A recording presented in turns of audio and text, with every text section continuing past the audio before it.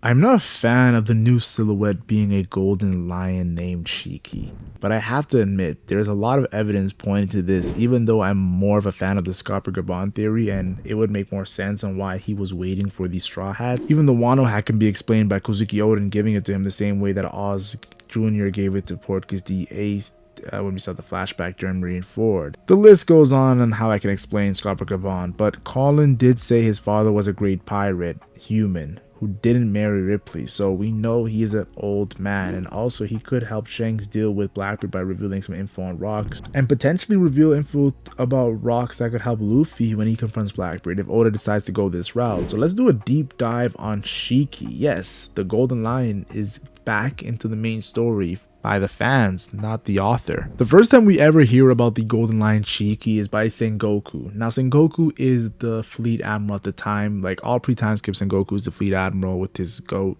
or sheep, whatever you want to call it. And Sengoku has always been respected by Oda. Oda gave him Conqueror's Haki. Oda gave him all 3 types of Haki. Oda gave him a mythical Zoan. That's the same level of, if you be honest here, Sengoku's Devil Fruit is kind of the same class as Luffy because it's the Hito Hito no Mi mythical zone and it's the Buddha fruit, where Luffy's is the Nika. Yes, Sengoku is extremely powerful, so for him to hype up the Golden Lion Shiki as being the only one to escape and pull down while Luffy was attempting his escape shows how legit Shiki is as a character. The fact that he escaped by himself as well, where Luffy had a lot of help. Yeah, Shiki was of course stronger at the time he was escaping, like way stronger, it wasn't even close, but still, think about this, guys. Like, we have some legends right now in Impel Down right now with Doflamingo, and he still hasn't escaped. So yeah, Shiki does get respect by Sengoku mentioning this in the main plot line. Also, if you ever in your life searched up Shiki on YouTube, the first clip you're probably going to see is the Ed War. Yes, the Ed War was against the Roger Pirates. This is before the Roger Pirates actually became the Pirate King crew, but they were very close. They didn't have Kozuki Ono at the time, but they still had a bunch of their main guys in Rayleigh, Scopper Gaban, and were a legitimate Pirate King crew level crew, if I'm being completely honest.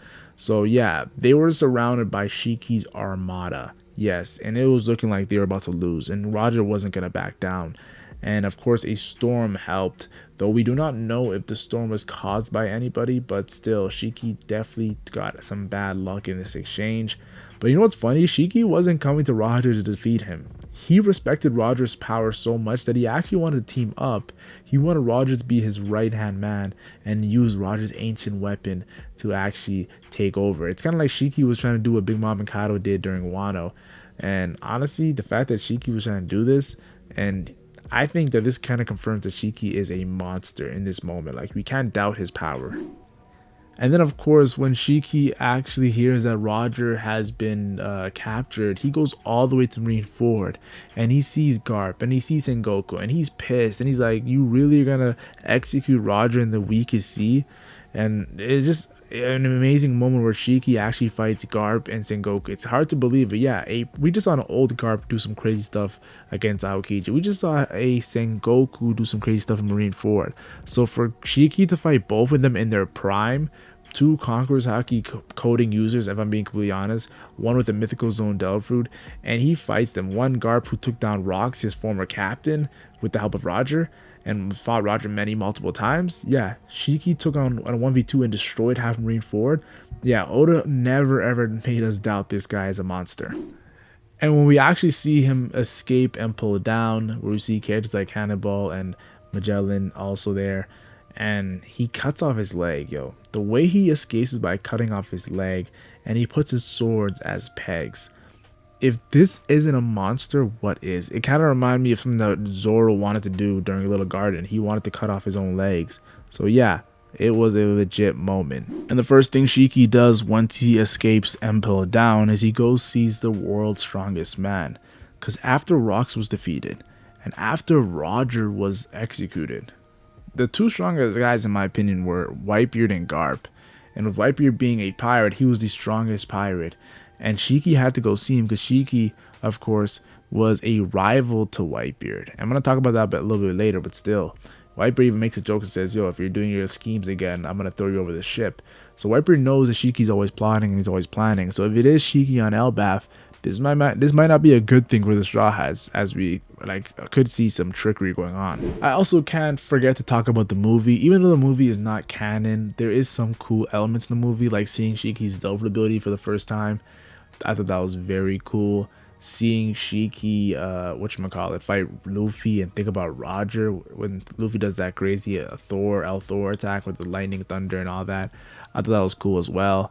Though the power level, like, Shiki's not losing to a pre-time skip Luffy. That's not happening. Even if Shiki's out of his prime, he's not losing to a pre-time skip Luffy, because Rayleigh was 100 times stronger than a pre-time skip Luffy. So the power scaling doesn't make sense, but the movie itself was fun to watch, I'll admit. I think the best representation of Shiki, even past the Ed War, past the Marineford battle with Garp and Sengoku, past him escaping from Vemba and pulled down, past him even meeting with Whitebeard, and of course the movie as well. The best representation to me is the God Valley incident, because when we see this, let's be honest here, we see Shiki in his most prime raw element, and he's saying I assume it's finders keepers when it comes to the treasure that the Rocks pirates are after. And he even tells Whitebeard, this is Whitebeard in his prime. He says, stop acting like you're the leader and I'll blow them all up. So Shiki genuinely believes that he can go toe to toe with his crew member Whitebeard. Whitebeard is the strongest Rocks pirate after Rocks. So Shiki thinking, it's kind of like Shiki and Whitebeard had that Zoro Sanji behavior. And if that's the case, then Shiki and Whitebeard at the time, it's like Scopper Gaban and Rayleigh's, or like Zoro Sanji, like, so it's a 2-3 relationship. So Queen and King, as we saw. So yeah, I definitely think Shiki, if you're in comparison to Whitebeard in his prime, you have to be a monster and you have to be respected. And then of course, the reason why we all think it's Shiki, let's keep it real, is that cover story. Because when that cover story gets revealed, the hair color is blonde. Shiki is known for having blonde hair. Scopper Gaban has black hair. Yes, Scopper Gaban could turn white, but still, it wasn't white. It was blonde in the cover story. Unless there was a mistake, that is a big hint to it being Shiki. Now, of course, Shiki meeting up with the Crocus, like, I'm not sure why he would meet with Crocus. Yes, I know they battled in the Ed War, but that's the only time that Shiki and Crocus should know each other, because Crocus wasn't on God Valley. Like, he joined the Roger Pirates later, so I do think that that cover story makes more sense narratively to be Scopper Gaban, but the hairstyle, the hair color, makes more sense to be Shiki. So we'll see where Oda goes with this. And I have to mention how Shiki definitely was an Easter egg during Wano with the Kotozumi character that had Bon Clay's Delphin ability, actually showing that she's been in contact with Shiki. And maybe we get to see this relationship explored a bit, with her saying the former Rocks would be the ones to run the seas.